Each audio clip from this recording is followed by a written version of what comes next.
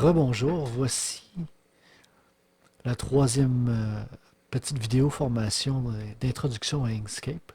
Je vais prendre cette troisième vidéo pour vous montrer un peu comment créer une illusion de profondeur dans un objet. Quelques petits ajouts comme de l'ombrage, de la lumière, quelques effets de transparence et introduire aussi quelques petites fonctions avancées intéressantes. Donc, si on débute avec une forme de base comme un cercle ici, et on veut le transformer en sphère pour lui donner vraiment une impression de profondeur, vraiment une troisième dimension. Première chose que je voudrais faire, c'est créer un double. Donc, si je fais CTRL-C, CTRL-V,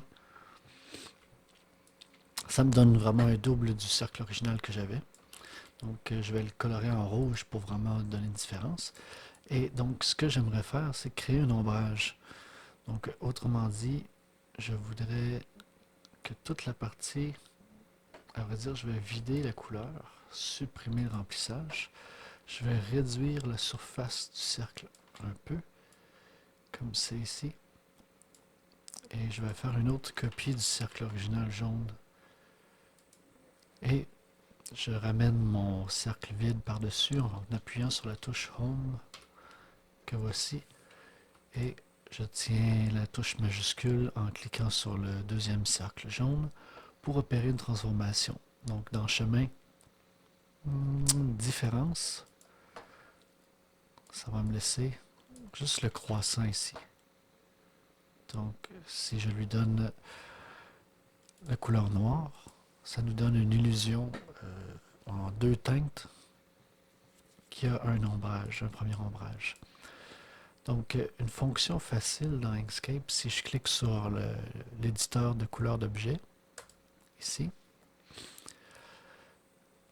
et je clique sur l'objet noir, j'ai quelques fonctions, quelques propriétés ici comme le flou et l'opacité avec lesquelles je peux jouer. Si je donne un peu de flou, ça donne l'impression d'avoir un ombre ici. Sauf que le problème, c'est que le flou va se répandre au-delà de mon objet en dessous. Pour empêcher ça, la meilleure façon de faire, c'est de créer un masque. Donc si je fais CTRL-C et CTRL-V, je crée un autre cercle. Je vais vider la couleur, supprimer le remplissage. Je tiens la touche Shift enfoncé, donc majuscule, et je clique sur ma forme noire. Donc, les deux sélectionnés ensemble, ça me permet de faire une opération ici dans, voyons voir, c'est Objet, voilà. Donc dans Objet, Découpe, Définir, ça me permet de définir une découpe. Donc vous ne voyez pas de transformation pour l'instant, sauf que si j'augmente le flou, vous voyez bien que il ne va pas aller à l'extérieur de mon cercle. Donc le masque qui a été défini, dans ce cas-ci, ce n'est pas un masque, mais bien une découpe, permet de garder tout à l'intérieur. Donc si je prends mon cercle jaune original et je supprime le contour, voilà, ça donne un certain ombrage. Donc le noir, c'est très foncé. Je vais lui donner donc un peu moins d'opacité, juste pour suggérer beaucoup plus subtilement la forme. Donc, je vais faire une autre copie que je vais réduire de beaucoup. Je vais la mettre rouge pour que vous puissiez voir. Donc, ça va être une lumière, une source de lumière dans ce cas-ci. Donc, je peux faire sélectionner blanc. Je peux lui donner un peu de flou.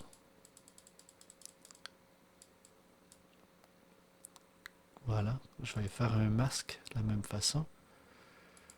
Je peux même faire un dégradé circulaire qui origine ici. Comme ça, si je lui donne sa pleine opacité,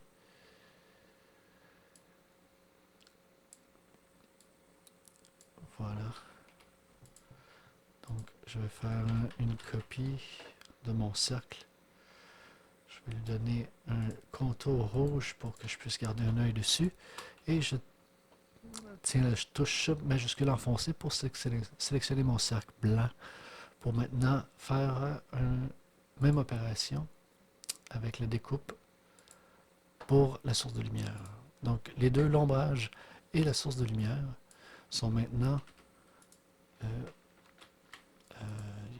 définis.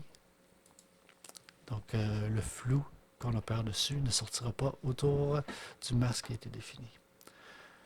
Donc pour donner un petit peu plus de dimension à mon objet, je peux lui créer une fausse ombre.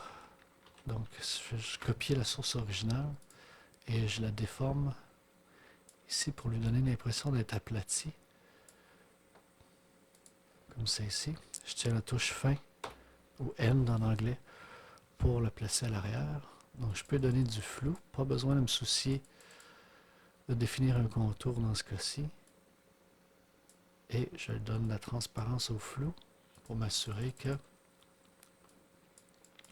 c'est pas trop noir foncé. Donc un ombrage créé par un objet ne va jamais être complètement noir, à moins qu'on ait vraiment dans quelque part d'obscur.